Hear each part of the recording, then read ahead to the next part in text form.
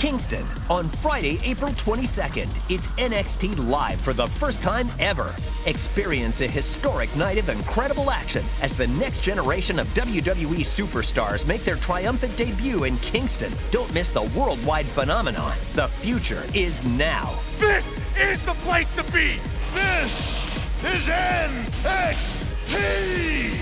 It's NXT Live in Kingston, Friday, April 22nd. Tickets are available. This is Mick Foley. This is Harley Race. This is Shelton Benjamin. This is Mr. Wonderful Paul Orndorff. This is the Monster Abyss. And this is Daniel Bryan. This is JBL, and you're watching the MWF. Be there live.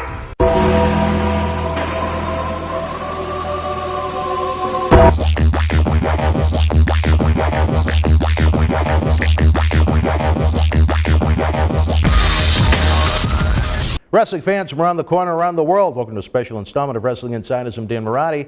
Again, as I noted in the video tribute we made to Chyna a little bit earlier, we had a much bigger, more fun type of day planned here at MWF Studios, a bunch of tapings we had ideas for that we wanted to present to you. Unfortunately, we felt that was in poor taste due to the passing of Chyna. In the original video I did, I'm going to put the link to that below, so that obviously was the first one I taped. I wanted to include some of the statements I'm going to make now, but I thought that video tribute was not the place to do it. However, just based upon some response I've received on social media about Chyna's passing, I'm really dismayed at the amount of negativity that WWE is receiving in regards to Chyna, as if somehow the tragedy that happened with Chyna is WWE's fault. Now, I want to make it clear right here, right now, before I continue, and I'm sure I'm going to take a little bit of a beating for it.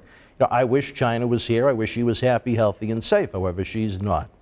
Is it being WWE's responsibility as to what happened to her leaving the company? I was there interacting with the biggest people in the company in 2000 and 2001, so I have a pretty good idea of what it was that went down without actually being in the meetings themselves. People can talk about the personal situation that was going on in her love life, or maybe lack of love life at that point, want to blame her leaving in 2001. However, at the same time, when Chyna's contract was coming up at that point, she wanted an obscene amount of money, right around what Stone Cold Steve Austin was making, and she wasn't that big of a star. Her star was on the decline more than it was going up in 2001. And not only that, her appearance changed, and that's a compliment to her. I mean, she was made much more feminine, much more appealing and nice looking. She had done the Playboy cover shoot. So her wrestling man wasn't believable. I don't think it was believable when it began. Again, that's just one man's opinion who may have liked Chyna wrestling men and beating male professional wrestlers. I didn't. But at the point in 2001 came, if you look at the video from WrestleMania 17 or the pay-per-views thereafter, she looked like a woman, maybe a little bit a muscular woman or a taller woman, but she looked like a woman. So putting her in the ring with men, it was uninteresting to fans. And then she didn't want to wrestle women. She didn't want to lose to a woman. So at that point, she wants a ridiculous amount of money that likely not worth. And then on the other hand, she doesn't want to wrestle women. She doesn't want to lose to women. So what do you do with the Chyna character at that point? That's to take nothing away with what the human being may have gone through. That's a pretty sad story. But for what you could do with that professional wrestling persona, it was very, very, very limited. Once Chyna departed WWE, I believe her contract was up in November 2001, she did nothing to make WWE want her back into the fold, so to speak. You know, WWE is a publicly traded company, which it was when Chyna was still there. You know, to give the devil its due, WWE became public in October of 1999.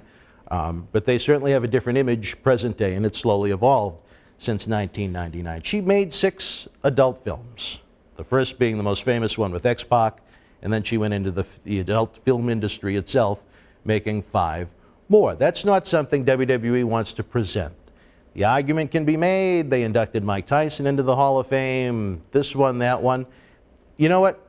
Any claim you feel is valid is your opinion. I can look at it from the point of my ex's 10-year-old wanted to take a look into who Chyna was if she was going to be inducted into the Hall of Fame. Now, granted, there's a lot of great wrestling material out there. She was a trailblazer in what she did in WWE, but at the same time, how do you explain to a kid that doesn't get it, quote unquote, as of yet, what exactly Chyna's movie roles were, or some of the drug-induced tirades that she went on. And it's just a very, very sad story, and I don't feel WWE is to blame for it. WWE would have sent the woman to rehab anytime she requested it. That's open to any member of the WWE alumni that ever had a booking contract with WWE. Look at how many times Sunny took advantage of that opportunity before she started to bash it.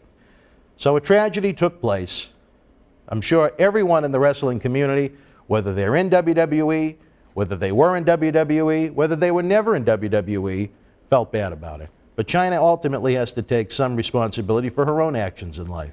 Again, hopefully the woman has found peace. She's looking down with the great legends above. I'm sure she's reuniting with a lot of friends over there. And peace. I think that's what everyone should look for in a situation like this, is peace. WWE, what they choose to do with their remembrance, if they choose to do a tribute segment, a tribute opening to Raw this coming Monday, that remains to be seen. And that's WWE's business ultimately. Because you got to remember one thing. All the fans that make the comments, and the wrestling universe, not the WWE universe, is what makes this industry spin. If they do things you don't like, you don't have to watch it. You're not obligated to watch it. You're not a McMahon. You know what I mean? So if you don't like what they're going to do, don't watch it. Don't complain about it. Don't be angry about it. You live in peace too, not just Chyna. Again, that's just one man's opinion. I'm sure some won't like it, but I know WWE has done a lot of great things for a lot of great veterans, legends, and Hall of Famers of this sport. I'm sure they would have liked to have played ball with Chyna under different circumstances. I know some will disagree with that statement, but mine is a pretty educated one. So until we speak again, folks, again, to the friends, family, fans of Joni Lauer, Chyna, we wish you all the best. You're in our thoughts. The wrestling community, you're always in our thoughts no matter what the situation. It's been a tough month already with Blackjack Mulligan and Balls Mahoney passing away. Till we speak again, folks, you and yours, be well.